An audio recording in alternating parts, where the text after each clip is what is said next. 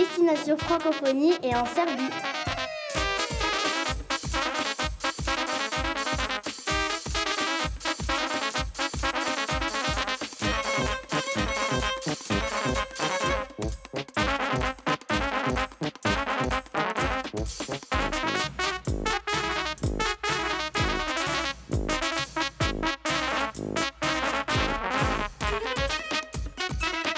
Bonjour, je vous propose un tour de la Serbie, un pays profondément authentique au cœur de l'Europe.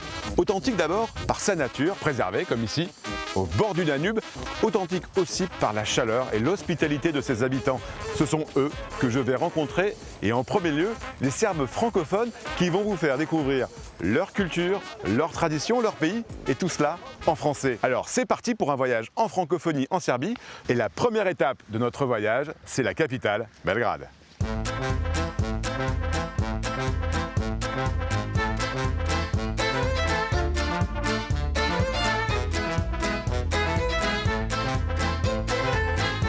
Pour me faire découvrir la capitale de la Serbie, je vais rencontrer Alexandra, l'une des meilleures professeures de français du pays. Elle m'a donné rendez-vous dans le parc de Kalemegdan, au milieu duquel se trouve un monument étonnant, celui de la reconnaissance à la France. Bonjour Alexandra. Bonjour Yvan. Sois le bienvenu à Belgrade. Merci beaucoup. À la France.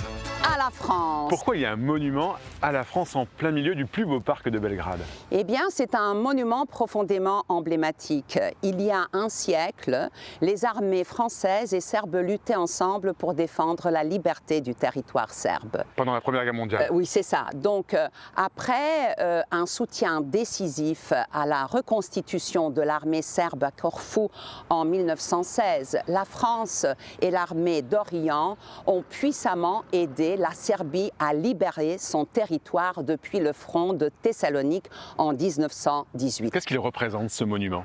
Cette statue, en fait, représente l'amitié entre les deux peuples. Il y a, bien sûr, deux inscriptions importantes. À la France, mais aussi de l'autre côté, aimons la France comme elle nous a aimés. Tu me fais découvrir ta ville, Belgrade? Oui, bien sûr, avec plaisir. On est entré dans la danse et on continue ensemble. Avec grand plaisir. C'est parti, la danse franco-serbe. La danse franco-serbe.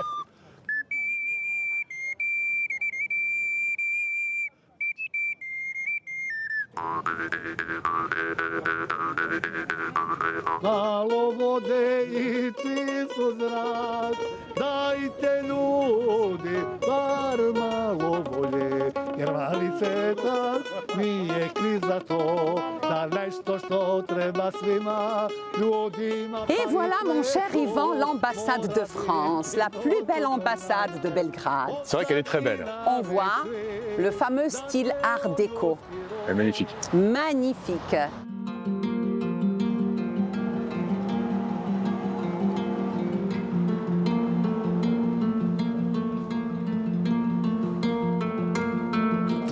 Bienvenue à l'ambassade de France. L'histoire de cette ambassade, c'est celle d'un bâtiment qui a été conçu dès l'origine pour être une ambassade de France, ce qui n'est pas le cas de toutes les ambassades que nous occupons. Et donc, à la suite des relations très fortes qui avaient existé entre la France et la Serbie pendant la Première Guerre mondiale, la France a voulu manifester la force de nos relations en construisant une très belle ambassade dans un style art déco, qui est le style de l'époque. Inaugurée en 1935, c'est donc un geste architectural qui est aussi un geste politique et qui montre, encore une fois, l'étroitesse de nos relations dans un quartier central de Belgrade, tout proche du parc de Kalemegdan. C'est vraiment ce symbole visible que la France a voulu donner à l'époque.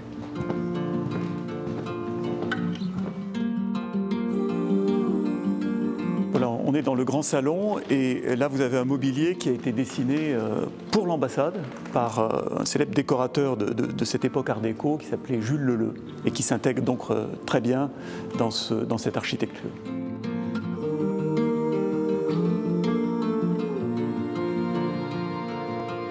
Alors, ce qui est frappant dans cette ambassade, c'est la multiplicité et l'omniprésence des symboles, notamment des symboles républicains. Partout sur les espagnolettes, sur cette cheminée, vous avez le symbole RF ou le faisceau, qui est aussi un symbole républicain. Et puis là, vous avez ce que l'architecte Roger-Henri Expert appelait des tapisseries sculptées, où là aussi, on a toute une série de symboles représentant la France, avec la salamandre de François Ier, le symbole de la paix, le symbole républicain. Et puis, pour l'anecdote, l'architecte souhaitait que le plafond, que cette coupole représente une carte de France. Finalement, il y a eu débat avec les diplomates de l'époque qui trouvaient que c'était peut-être un peu insistant, et donc on en est revenu à un décor plus sobre.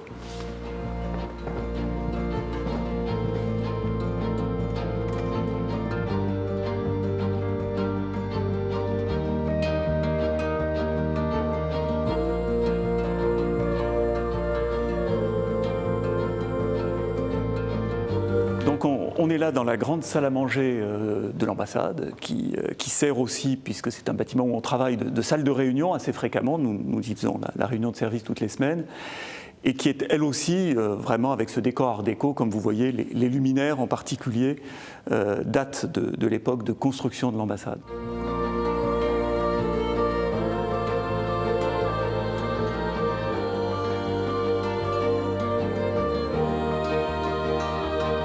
Cette ambassade est parfaitement identifiée par tous les habitants de Belgrade, par tous les Serbes, comme étant un symbole de la présence française et de la force des liens qui ont uni et qui unissent encore nos deux pays. La majesté de ce bâtiment leur parle, bien sûr, dans une ville qui est aussi très riche en architecture, avec des styles très différents.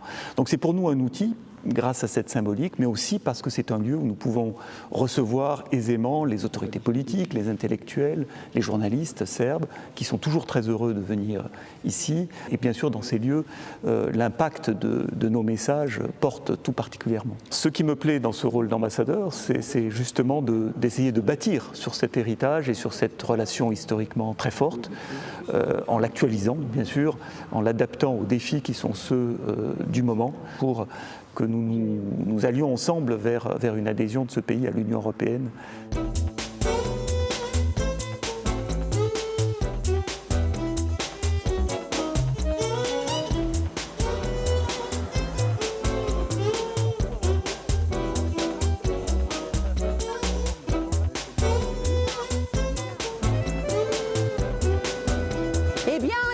Nous sommes dans la rue de Paris, mais il y a d'autres rues aussi à Belgrade. Avec des noms français. Avec des noms français, la rue de France, la rue Lamartine, la rue Clémenceau et ainsi de suite. Donc la présence française, elle est vraiment remarquable. Dans toute la ville. Dans toute la ville. Et ici, nous sommes dans la rue piétonne, la rue Knez Mikhailova. C'est là où ça vit vraiment à Belgrade. Oui, alors ça vibre vraiment du matin jusqu'au soir.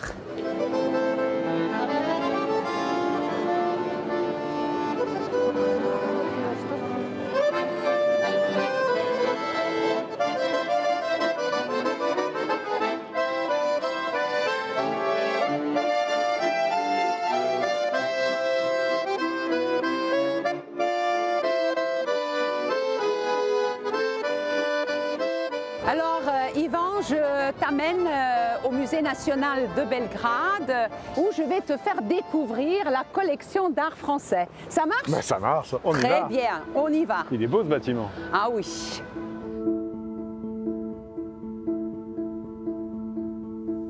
La collection d'art français du Musée national de Serbie est particulièrement impressionnante. Elle comprend 250 tableaux du XVIe au XXe siècle. Mais la période la plus riche est sans conteste celle du XIXe siècle, avec des nombreuses œuvres de Monet, Gauguin, Bonnard, Renoir ou encore Degas. Avec le soutien de l'Institut français de Belgrade, Alexandra a travaillé sur la version française du catalogue du musée pour le public francophone. Et voilà ce fameux tableau. Elle veut me montrer son tableau préféré, une toile de Camille Pissarro représentant une vue de Paris avec laquelle elle enseigne le français à ses étudiants. Mon premier cours a eu lieu devant ce tableau où je me suis servi de ma technique préférée, c'est le rêve éveillé dirigé. Qu'est-ce que c'est que ça, le rêve éveillé dirigé? D'abord, je dis à mes étudiants de fermer les yeux. En fait, je mets un peu de musique plutôt zen dans cette salle et on fait un voyage à travers Paris. Donc, une fois terminé ce récit, parce que je lis un petit texte, et je dois te dire que ça les fait parler, mes étudiants. Ils se précipitent à partager leur expérience vécue devant ce voyage, grâce à cette technique. Donc les étudiants qui sont là ouvrent les yeux, découvrent Paris Voilà. à Belgrade. À Belgrade.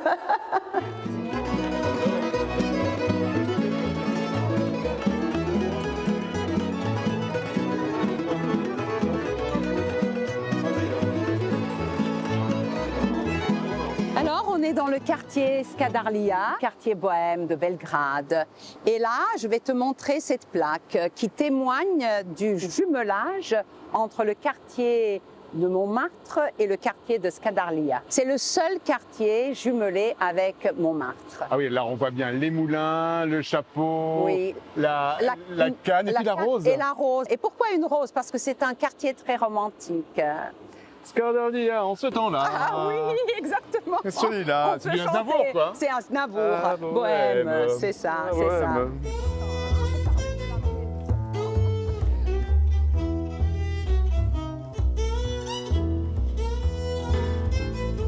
Si tu avais un mot en français pour qualifier Belgrade, ce serait lequel?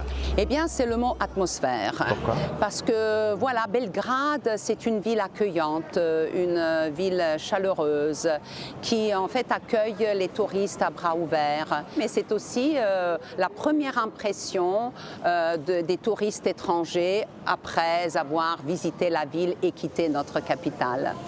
Pour toi, être francophone, qu'est-ce que ça veut dire en Serbie? En Serbie, être francophone, c'est un privilège parce que la langue française, c'est la langue de la diplomatie, de la littérature, des arts, mais aussi c'est une langue du privilège et de l'amour surtout.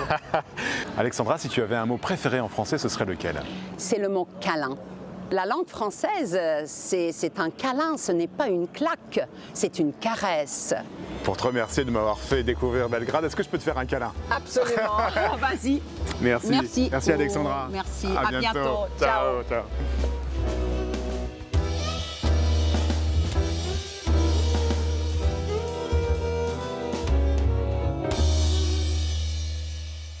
Bienvenue à Belgrade et à l'école Mipnika. La Serbie compte 4% de francophones. Près de 100 000 élèves apprennent chaque année le français dans les écoles du pays. Souvent, l'enseignement du français est une tradition. C'est le cas depuis 50 ans au collège Vladislav Ribnikar, du nom d'un intellectuel formé en France qui a fondé Politika, le premier quotidien serbe au début du XXe siècle. Oui. Rouge, excellent. Ce collège est le berceau de la francophonie en Serbie. Dès la maternelle, les enfants y apprennent le français 6 heures par semaine.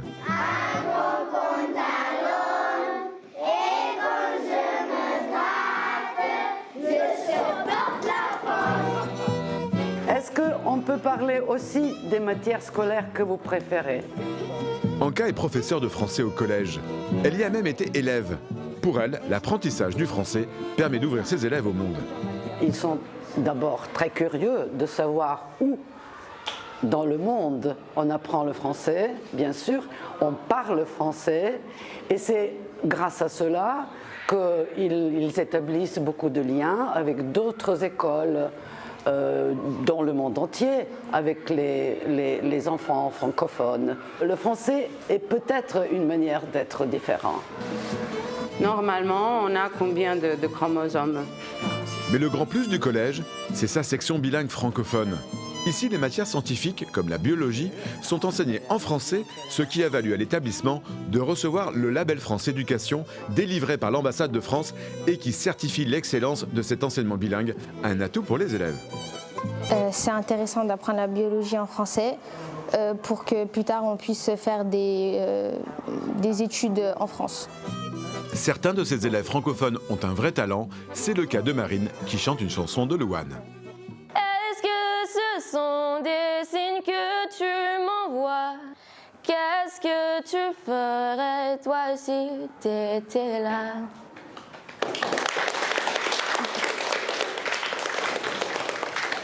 Bravo Marine. il y a un autre acteur incontournable de la francophonie à Belgrade. C'est l'université de philologie qui forme les spécialistes de langue française. Petite visite avec Zora, la directrice de la chaire de français. Bonjour, bienvenue. Je vais vous présenter la faculté de philologie de Belgrade. Suivez-moi.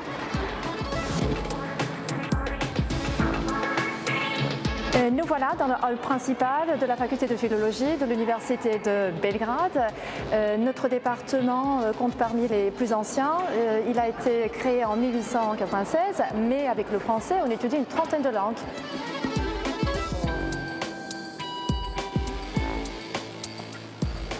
Voilà, nous sommes arrivés à la chaire. On est 15 à enseigner le français. Tiens, il y a un petit examen. Je vais vous montrer comment cela se passe. J'aimerais qu'on discute un tout petit peu sur les deux arguments religieux fournis par ce texte. Les vrais chrétiens ne pouvaient pas penser comme ça. Ils sont manipulateurs et qui veulent profiter de l'esclavage.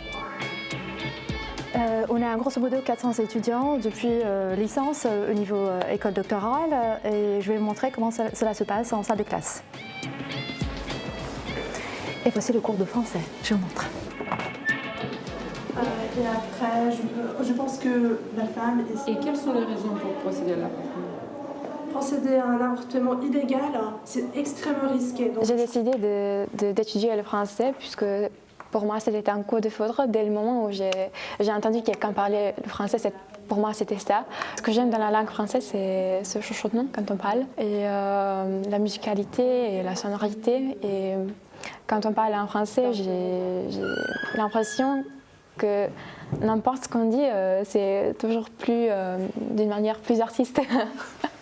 Notre rôle principalement, c'est de promouvoir la culture, la civilisation française, parce qu'on est parmi les passionnés et qui, je trouve, ce sont des acteurs qui luttent pour la langue française ici en Serbie et puis dans la région aussi. Tout me plaît dans mon métier. Je pense effectivement quand vous enseignez une langue, vous travaillez avec des humains qui partagent la même passion qui est forcément en fait la vôtre. Donc c'est au-delà. En fait, j'ai pas les mots pour expliquer tout simplement. Fini le ciel gris, les matins moroses, handicap de l'ours vert. Je quitte Belgrade pour aller dans le nord de la Serbie, à Novi Sad, la capitale de la région de la Voïvodine. Pour découvrir la ville, je vais rencontrer Vania, qui est professeure de langue française à la faculté et qui chante aussi en français. Paris, tu Paris, Paris, que je t'accueille, que je change de capitale. Elle m'a donné rendez-vous tout en haut de l'immense forteresse qui domine la ville de Novi Sad. Salut Vania. Salut Ivan, bienvenue à Novi Sad. Merci, ça se mérite, faut monter jusqu'à la forteresse, mais alors on a une vue incroyable sur la ville. Oui, elle est magnifique. Tu te trouves vraiment en fait en point principal en fait de la ville de Novi Sad. Tu as la forteresse de Novi Sad qu'on appelle Gibraltar sur le Danube, Petrovaradin. Et derrière toi, c'est la jolie horloge alsacienne. Alsacienne. Alors on est déjà en francophonie ici. Tout à fait.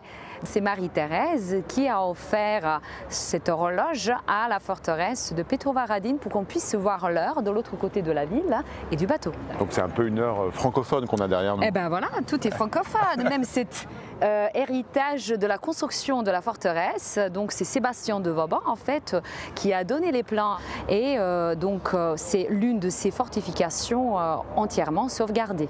Mais Novi Sad, c'est pas qu'une ville militaire, hein. Ah, c'est vraiment une ville de la culture. Voilà, Novi Sad, donc nouvelle plante, une ville qui est riche en couture, qui a mérité justement grâce à ces festivals et à tous les événements culturels. Donc depuis longtemps, elle valait pour une ville qu'on appelait Athènes des Serbes. Donc je te propose de découvrir ma ville, capitale européenne de la culture. Allons-y. On descend alors? On descend. Allez, c'est parti.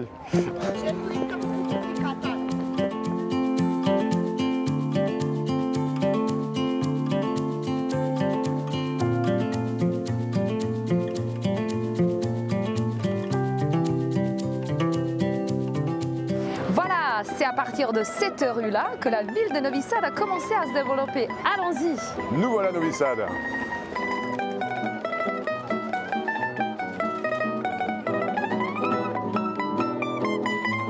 Alors, tu vois, c'est notre instrument traditionnel, la tamburica. Et justement, il joue une chanson traditionnelle de Zvonko Bogdan, qui est très très populaire. Moi, Malane Mamane, ma copine n'a pas de défaut. Ma copine n'a pas de défaut. Et Tu voilà. connais les paroles? Oui, un petit Vas-y, peu. on y va Mais juste, on attend le refrain. Ok. Moja Malane Mamane, niko nema tako lepe dragane. Nema ona nikoga, ona voli samo jednog i još dva. Moja mala, nema mane, niko nema tako lepe dragane. Et on part en musique. Et ben voilà. Au revoir, Voilà, merci, au revoir.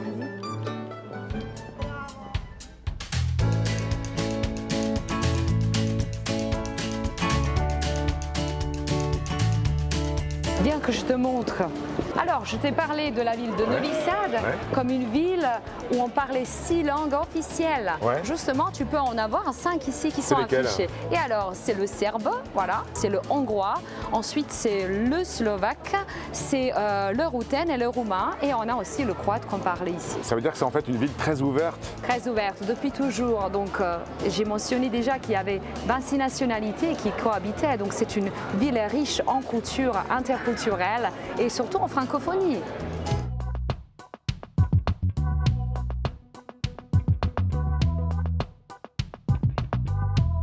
Quand on parle de francophonie à Novi Sad, l'Institut français est sur toutes les lèvres.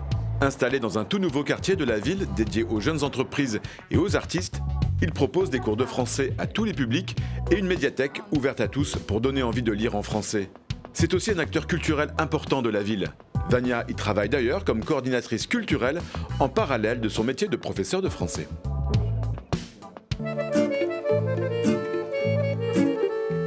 Novi Sad, c'est aussi Jovan Jovanović Zmaj. C'est notre symbole de la ville, notre poète et médecin du 19e siècle. C'est aussi notre symbole de l'élite et de la vie intellectuelle de la ville de Novi Sad. Et aussi, regarde, c'est le palais épiscopal dans le style serbo-byzantin. Il a été érigé. Et derrière, tu as une jolie cathédrale orthodoxe. Donc ici, on est vraiment dans le cœur de Novi Sad. On est dans le cœur et toute cette rue te mène vers notre ventre de la ville de Novi Sad. C'est par là, on y va. Il fait beau. Il fait beau, c'est agréable, il y a du Petit soleil. vent, du Oui. soleil. On est bien à Novi Sad. Hein. On est super bien, il faut boire un petit café aussi, se reposer et profiter de la cette vie. ville. Et voilà.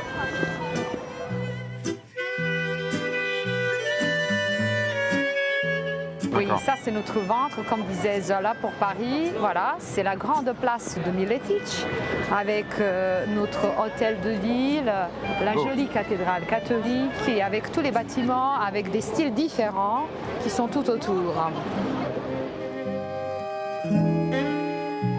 Et maintenant, on va passer par le passage parisien pour arriver à la galerie.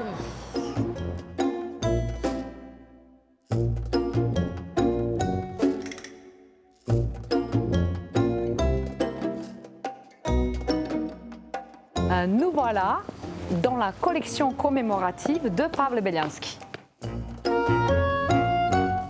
Il a en fait peint la colonne à la coupole, qui est toujours là, en fait à Paris bien sûr. Il a aussi rassemblé tous nos artistes, ce qui était à l'époque très inspiré par la France justement, où il a signé en français.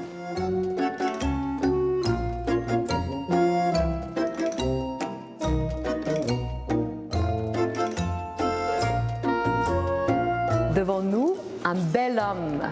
Donc ça, c'est Sava Šumanović. C'est son portrait. Et donc, à l'époque, il a travaillé avec Pavel Beliansky, qui était aussi un grand mécène, diplomate, et qui a rassemblé tous les artistes serbes à Paris à l'époque. Donc Sava Šumanović, ici on peut trouver dans cette galerie, collection commémorative Pavel Beliansky, beaucoup de tableaux. Donc, il est très inspiré par les peintres français. Très inspiré par les peintres français, très inspiré par les femmes, très inspiré par son pays natal, donc beaucoup de paysages, beaucoup de villages, toujours nostalgiques, dans toutes les couleurs, dans toutes les saisons. Et il a vécu à Paris. Il a vécu à Paris et il a aussi peint à la coupole l'une des colonnes qu'on peut trouver toujours aujourd'hui à Paris. Dans la brasserie. Et voilà.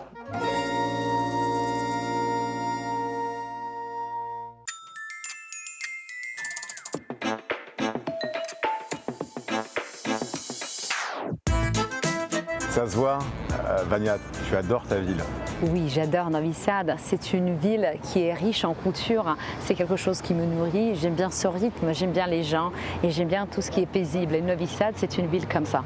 Pourquoi c'est important pour toi d'œuvrer à l'ouverture de Novi Sad sur la francophonie? Puisqu'on a déjà l'Institut français, on apprend le français à la faculté de philosophie et de lettres. On a beaucoup de francophones, beaucoup de francophiles. La langue française, c'est pas juste une langue de cœur, c'est la langue d'ouverture vers le monde entier. C'est la langue de la diplomatie, des arts, de la littérature, de business, et c'est une langue qui enrichit. Si tu avais un mot en français pour définir la Serbie, ce serait lequel? Je dirais authenticité. Pourquoi? Puisque je pense qu'on est un carrefour du monde entier. Du coup, on s'ouvre et du coup, on garde tout ce qui est traditionnel. Et donc, c'est pour ça que cette authenticité, elle est importante, pas seulement pour moi, mais aussi pour mes compatriotes. Et tu chantes aussi en français? J'adore chanter en français. J'ai le groupe Clo-Clo avec lequel j'aime bien chanter. Tu me fais un petit extrait d'une de vos chansons? Oui, bien sûr. Danse avec moi, chante avec moi, souris comme moi. Destination Francophonie vous emmène en Serbie.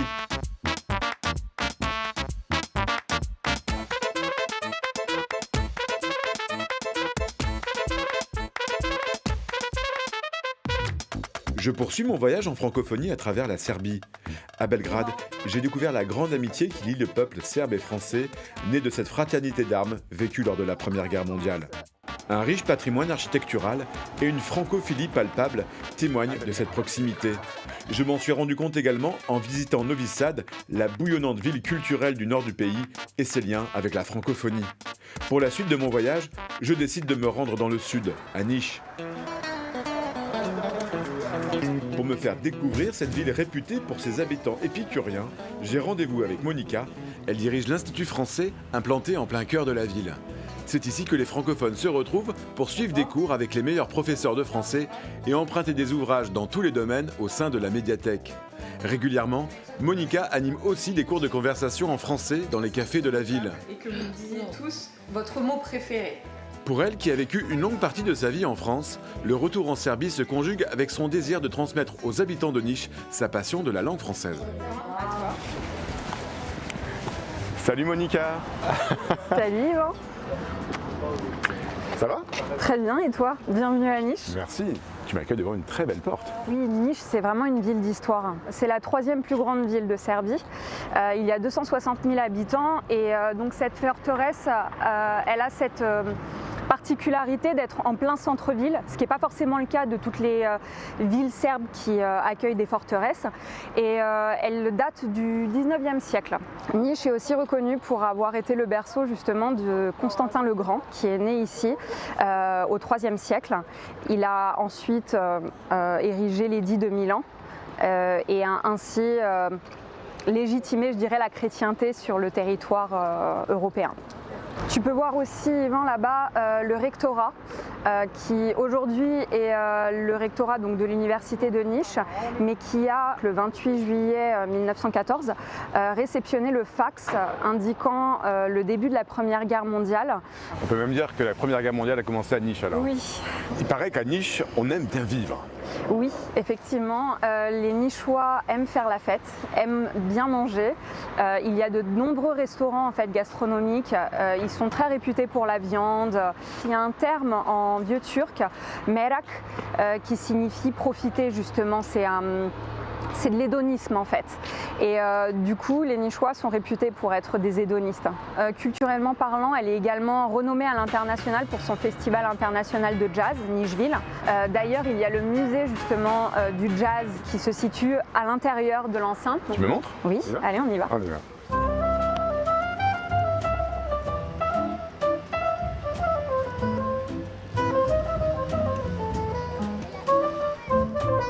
Chaque année, depuis près de 30 ans, un immense festival international de jazz est organisé au mois d'août dans l'enceinte de la forteresse de Niš.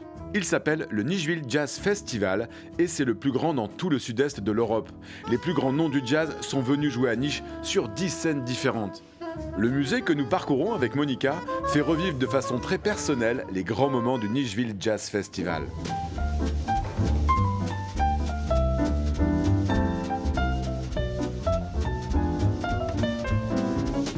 le musée, on trouve aussi une exposition de bandes dessinées qui revisite de façon étonnante et originale des monuments et des quartiers de la ville de Niš.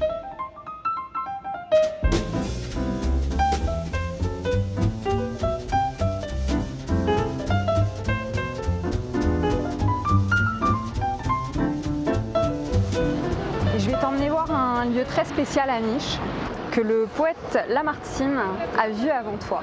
Alphonse de Lamartine est venu ici. Oui, oui, tout à fait.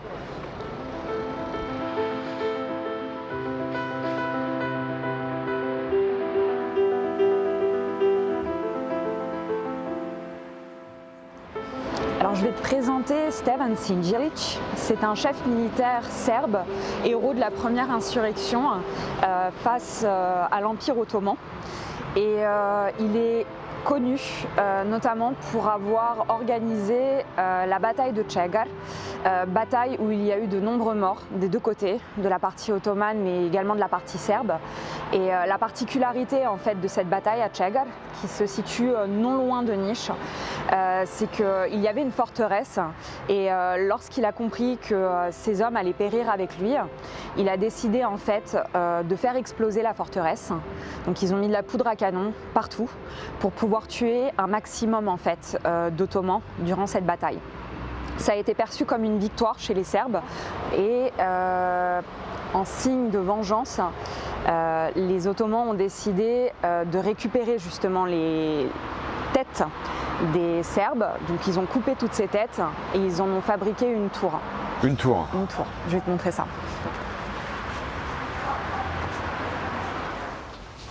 Ah oui, c'est impressionnant.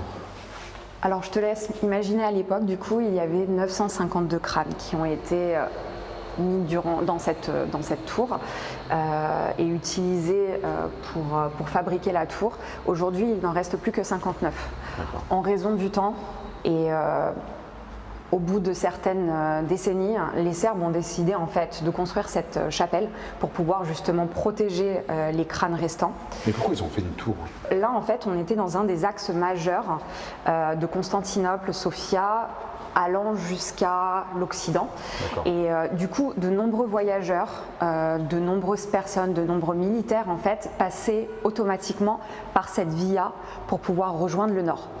Et donc, montrer justement ces crânes et cette tour, c'était une manière pour les Ottomans de montrer justement d'effrayer la population, tout à fait, Yvan, la population locale serbe, mais également montrer leur présence sur le territoire serbe à l'époque. Lamartine, notamment, lors de son voyage en Orient, est passé par cette via. Et du coup, il a écrit quelques phrases concernant justement cette tour que je te laisse regarder sur cette plaque. Qui laisse subsister ce monument, il apprendra à leurs enfants ce que vaut l'indépendance d'un peuple en leur montrant à quel prix leurs pères l'ont payé. Mais en fait, ça, c'est le témoignage d'un poète français pour honorer la résistance du peuple serbe, c'est ça? C'est tout à fait ça. Et il souhaitait également rappeler justement aux Serbes à quel point les ancêtres justement avaient payé leur liberté et que c'était quelque chose qu'il ne fallait absolument pas oublier.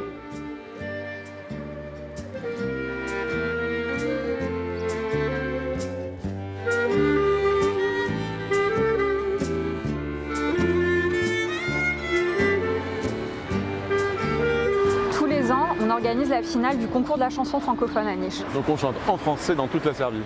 Dans tout le pays, oui. Et cette année, la finaliste vient justement de Niš et elle étudie dans ce lycée. D'accord, elle s'appelle comment? Elle s'appelle Théodora. On la voit? Ouais. Chaque année dans toute la Serbie, des centaines de chanteurs amateurs de 13 à 28 ans tentent leur chance au concours de la chanson francophone de Niš. Depuis sa création en 2004, plus de 1000 jeunes apprenant le français y ont déjà participé. Ils interprètent une chanson francophone devant un jury composé de personnalités, de professionnels de la musique et de la langue française. Cette année, la gagnante du concours est Théodora, qui étudie le français au lycée philologique au centre de la ville. Ah oui, il est en pleine répétition. Bonjour. Bonjour Théodora. Bonjour. Alors tu as gagné le concours de chansons avec Loane. Et là, qu'est-ce que tu peux me chanter? Dans mes rêves, Pommes. De Pommes? Génial. Bon, on y va.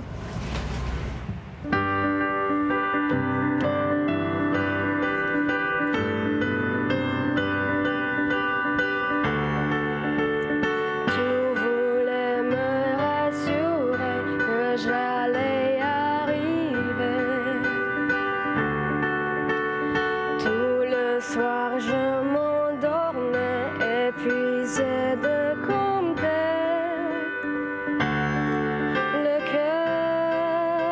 qui débordait de mots que je chantais déjà sans savoir ce que la vie m'offrirait, sans y croire, mais déjà je l'espérais dans mes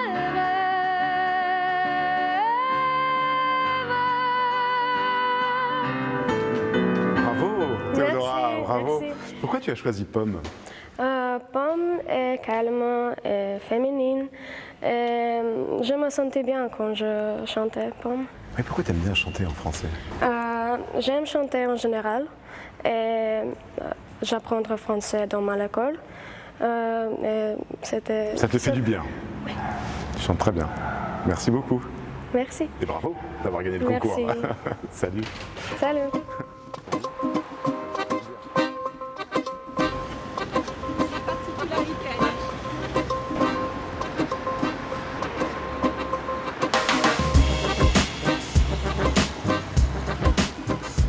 On se met ici? Ça te va? Ici, oui. Ok, super. Monica, qu'est-ce que tu préfères le plus dans ta ville? La chaleur humaine. Les gens sont accueillants, ce sont des bons vivants et il y a une certaine chaleur typique aux gens du Sud que l'on retrouve chez les Niçois. Pourquoi c'est important pour toi de promouvoir la langue française, la francophonie ici à Niche? En fait, moi, ce qui m'a le plus marqué lors de mes premiers mois ici, c'est quand je rentrais dans des classes justement pour faire découvrir leurs premiers mots de français aux élèves. Les voir émerveillés en fait avec des étoiles plein les yeux, je me suis dit qu'on avait une vraie mission sur place, faire découvrir de nouvelles choses, de nouvelles histoires, une nouvelle culture à ces enfants, aux étudiants, à toutes les personnes intéressées. Et je pense qu'il y a beaucoup de points communs, mine de rien, à Niche et à la Serbie avec la France. Et donc je suis là pour essayer de trouver cette petite flamme commune et essayer de la réveiller chez les Niçois et également partout ailleurs en Serbie. Si tu avais un mot en français pour définir ta ville de Niche, ce serait lequel? Peut-être viande. C'est le premier qui me vient en fait. C'est bien. Ouais. Merci beaucoup de m'avoir fait découvrir la ville des Mérac, la ville des Niçois. Merci, c'est super. Merci Yvan.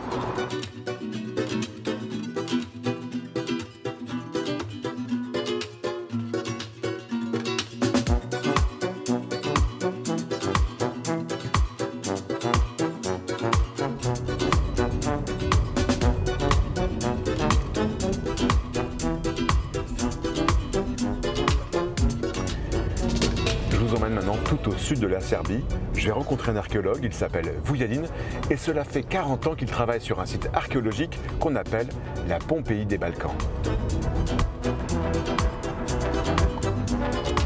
Cela fait 44 ans que Vujadin travaille sur ce site de la cité impériale de Justinia Premia. Il a fait une partie de ses études d'archéologue à Paris et donne encore aujourd'hui des cours au Collège de France. En collaboration avec des équipes françaises, il a consacré sa vie à faire sortir de terre la ville de l'empereur Justinien, un patrimoine encore méconnu en Serbie et en Europe.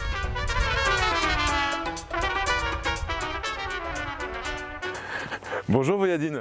Bonjour Ivan. Ça va? Très bien, merci. Tu m'as accueilli dans un site exceptionnel, c'est immense ici.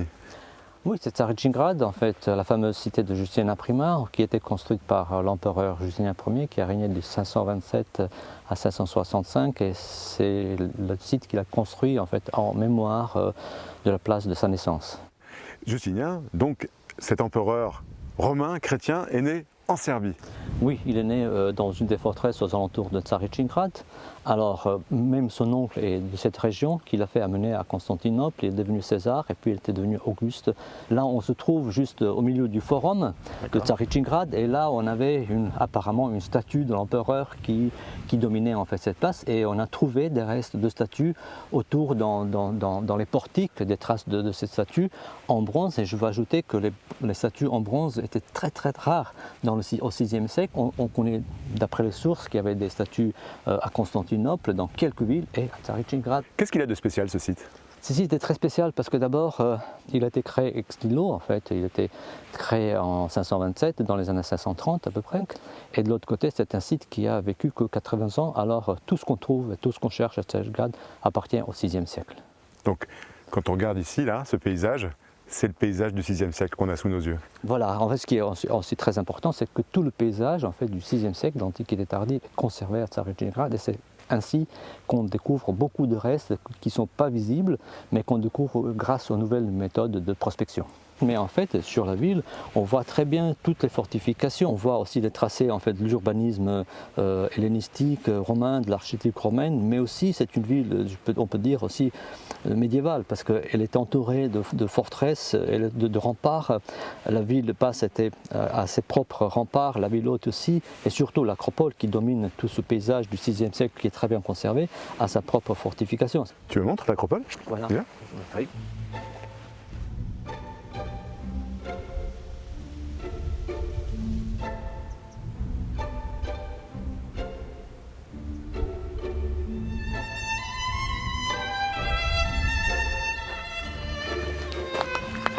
Voilà, là on se trouve à l'acropole, on rentre dans la grande basilique, le centre de Tsaritsyngrad, le centre de l'archevêché de Justiana Prima.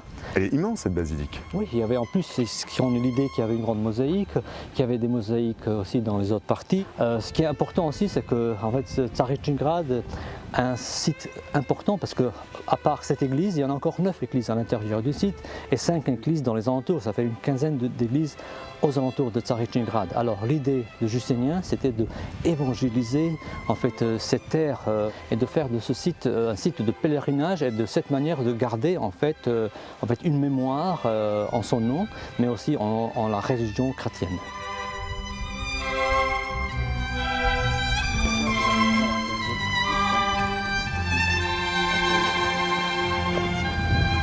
Voilà, là on passe de la ville haute dans la ville basse, on passe par la porte principale. Donc une grande porte ici, c'est ça? Voilà, une grande porte et on rentre dans la ville basse avec ses propres églises. On se met ici? Oui, dans les pierres, dans l'atrium de la basilique en transept. Pourquoi ce site il est important pour l'histoire de la Serbie? On peut comprendre la fin de la civilisation antique dans les Balkans, mais aussi d'essayer de comprendre l'arrivée des Slaves. Et l'idée, c'est d'essayer de comprendre en fait, ce changement de population qu'il y a eu dans les Balkans à la fin du 6e, au début du 7e siècle.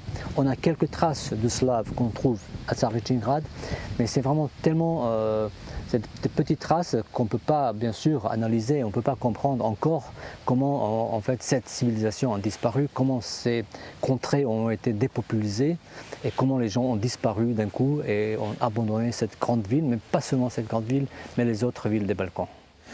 Qu'est-ce que la connaissance de la langue française t'a apporté dans ta carrière d'archéologue ici en Serbie?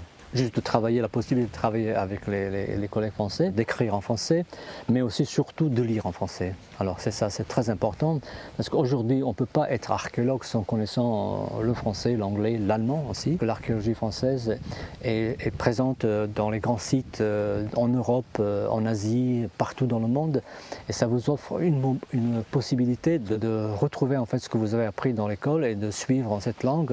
Mes parents étaient francophones, ma fille est aussi francophone.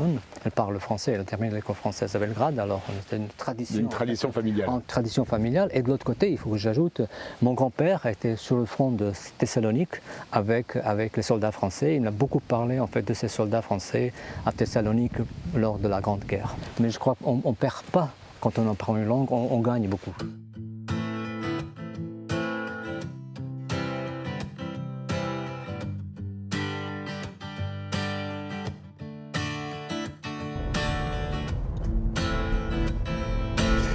Je suis dans la région de Negotin, c'est une région viticole, et pour me faire découvrir le vin serbe, qui n'est pas très connu, je vais rencontrer Kristina, elle est œnologue et elle m'a donné rendez-vous dans ses vignes.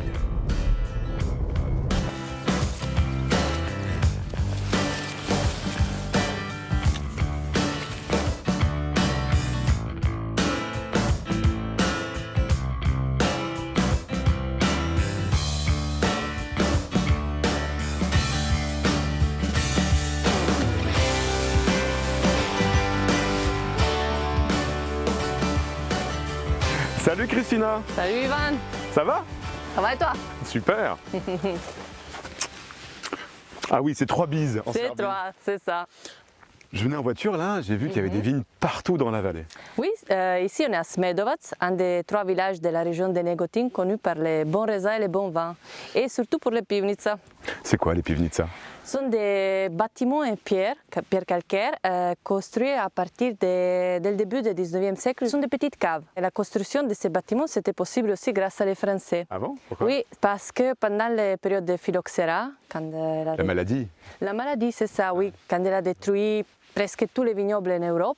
Ici, ça arrivait un peu plus tard. Donc les Français venaient ici pour acheter les vins. Et les payaient bien cher. Donc c'était un Napoléon 50 litres. Je pense qu'à l'époque, c'était... Pas mal d'argent. Pas mal. Donc c'était l'âge d'or des vignerons ici. C'est ça, c'était les périodes d'or de la région de Negotin. La Serbie n'est pas vraiment connue pour être un pays du vin. Malheureusement, non. La Serbie était un pays viticole, mais on a subi des périodes de crise, de guerre, donc là on a perdu un peu l'esprit. Mais ça fait 10 ans que la scène viticole est en train de changer. Donc on est tourné plus vers la qualité que la quantité. Et donc toi ce que tu veux, c'est remettre la Serbie sur la carte du monde du vin, c'est ça? C'est ça, parce que j'ai voyagé un petit peu, j'ai travaillé dans différents pays et j'ai vu que la Serbie n'a rien à envier aux autres pays. Tu me montres une pivica? Bien sûr. On y va? On y va. Et ça c'est typiquement serbe, la pivica. C'est typiquement serbe et typiquement d'ici, de la région. Christina n'est pas née dans une famille de vignerons. Quand elle était enfant, ses parents ont immigré en Italie où elle a découvert le monde du vin. Elle y fait des études d'œnologie, puis elle effectue des stages dans des domaines en Sardaigne et dans le Beaujolais. Son diplôme d'œnologue en poche, elle fait le tour du monde, du Chili en passant par l'Espagne, la Californie, la Nouvelle-Zélande, jusqu'en France où elle devient maître de chai dans une cave familiale. Mais Christina a toujours eu l'idée de revenir en Serbie. Elle a posé ses valises près de Negotin et a acheté des terres pour faire du vin bio. Elle a rapidement été adoptée par les habitants. Elle intervient en effet comme experte dans plusieurs caves pour lesquelles elle apporte ses connaissances et son savoir-faire acquis lors de son tour du monde des vins.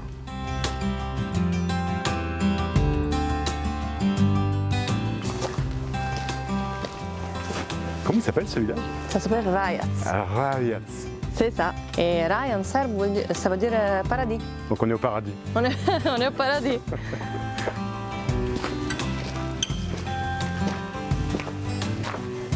Il est très mignon ce village. Il est mignon. Ce village est consacré au vin. D'accord. Personne habite ici? Non, personne n'a jamais habité ici. Parce qu'avant, les gens ils avaient des animaux. Et c'est important de maintenir les vins séparés des animaux. D'accord. Parce qu'ils absorbent les odeurs. Et voilà, une pivnica. D'accord. Ça, c'est une pivnica encore active. Et on va rencontrer Jelena. Jelena, elle est la 7e génération de vignerons. De vignerons, oui, c'est ça. Et ciao Jelena. Ciao. Bonjour. Zdravo. Zdravo. Et voilà, Jelena, la 7e génération de vignerons. Il fait frais ici, Christina. Il fait frais. Comme tu vois, les pivnices sont tous enterrés pour maintenir la température. Et tu vois ici, il y a des petites fenêtres, donc les raisins, dans le passé, arrivaient par ici et donc par gravité tombaient dans les cuves. Et tu vois, la pierre, c'est une pierre calcaire qui maintient bien l'humidité. Ça, c'est aussi très important pour faire le vin. Elle date de quand, ces pivnitsa? C'était construit en 1875 à peu près. Donc c'était son grand-grand-père qui a construit. Son arrière-grand-père, d'accord. Et Elena, elle a décidé de revenir. C'est ça. Elle a travaillé comme journaliste dans Belgrade, Novi Sad, mais elle a décidé de reprendre le domaine familial parce que son père, il est resté toute seule. Donc elle est revenue ici juste pour aider. Mais après, elle a compris que ça, c'est cette passion. Et ça, c'est important que des jeunes Serbes, et surtout des femmes, reviennent dans les villages et continuent à faire vivre ces exploitations. C'est très important parce que les villages et la tradition est en train de mourir. Et c'est triste parce que ça, c'est un patrimoine culturel très important. Donc c'est important pour nous de les maintenir vivants.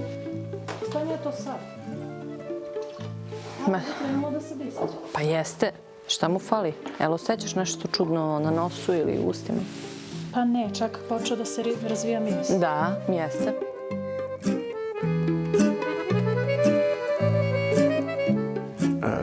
Christina, d'où vient ta passion pour le vin? C'était le destin, je trouve, parce que j'ai choisi d'étudier œnologie et viticulture par hasard, mais quand j'ai fait la première vendange, j'ai compris que c'était mon chemin. Pourquoi? J'adorais jouer avec les pompes, mettre mes mains dans les vents. J'ai la passion du vent dans les sangs. C'est un travail, c'est très passionnel. Et ça change, pendant l'année ça change. Tu as du travail physique, tu as du travail de la tête et à la fin tu as la satisfaction, le plaisir dans les verres. Et je trouve que c'est une très belle communication avec les sols, la nature. Et puis il y a beaucoup de femmes qui travaillent dans ce domaine du vin ici en Serbie. Il y a beaucoup de femmes dans le monde du vin, surtout dans ces villages. Des femmes dans la cave, dans la gestion, dans la vigne, qui sont en train de maintenir vivant tout ça. Et qu'est-ce que la connaissance du français t'a apporté dans ton métier d'œnologue? Il m'a apporté beaucoup parce que je travaille avec des Français et j'espère un jour de vendre mes vins en France, donc de travailler avec des importateurs français. J'espère que m'apportera aussi quelque chose dans le futur. Si tu avais un mot, Christina, pour définir le vin serbe, ce serait lequel? Unique. Mais unique parce que c'est différent. Donc c'est l'expression des terroirs d'ici. Et comment on dit santé en serbe? On dit živeli. Živeli. Živeli. Santé. Živeli.